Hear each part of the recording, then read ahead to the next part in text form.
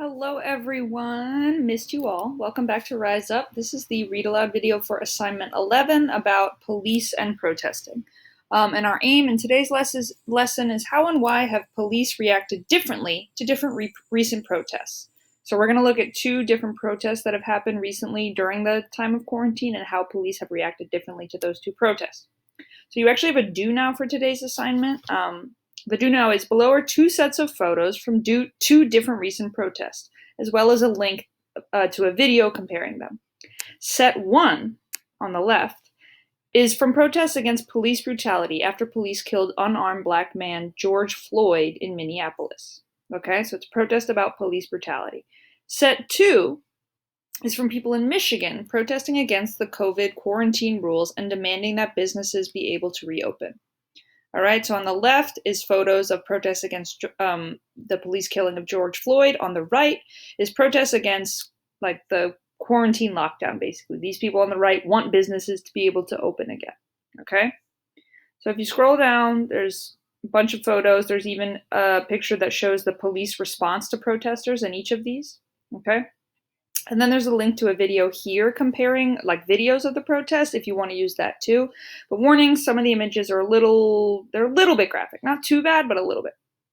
And the question you're answering for your do now is, what are some differences you notice between these protests? List at least two. So look for at least two differences in the photos between the two sets of protests. Okay. Now for the main assignment, your instructions are to read the article below about the police responses to two different protests that have occurred in the last 2 months. People in Minneapolis protesting about the death of George Floyd by police, like in the set 1 of photos, and people in Michigan protesting to end the COVID quarantine and open up businesses, like in the set 2 of photos. Your answers should be based on what you read in the text here, in your own words, not copied from the text, but put in your own words, and like 1 to 2 full sentences. Okay. So this article the text comes from the article. These photos capture the stark contrast in police response to the George Floyd protest and the anti-lockdown protest from Vox. Okay, not Fox, but Vox.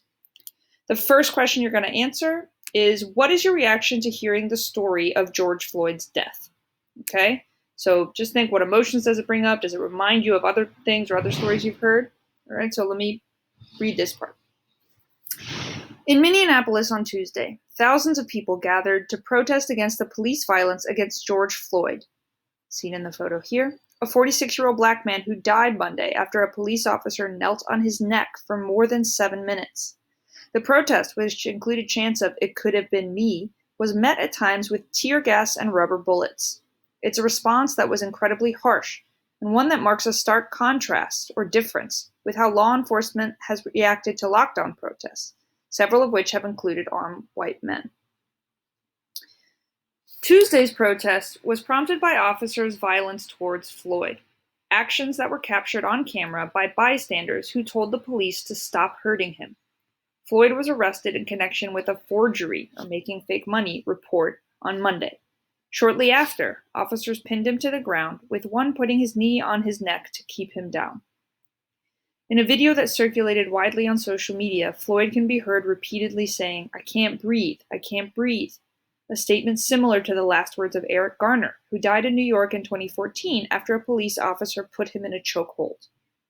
Following his transport to a medical center, Floyd died later in the day. Floyd's death has caused massive outcry or anger over the police's excessive or extreme use of force during his arrest, and the long pattern of police violence that's resulted in the killing of black men. So, for that first part, just tell me, what's your reaction to hearing this story? What emotions does it bring up? What does it remind you of? Any type of reaction you have. Okay.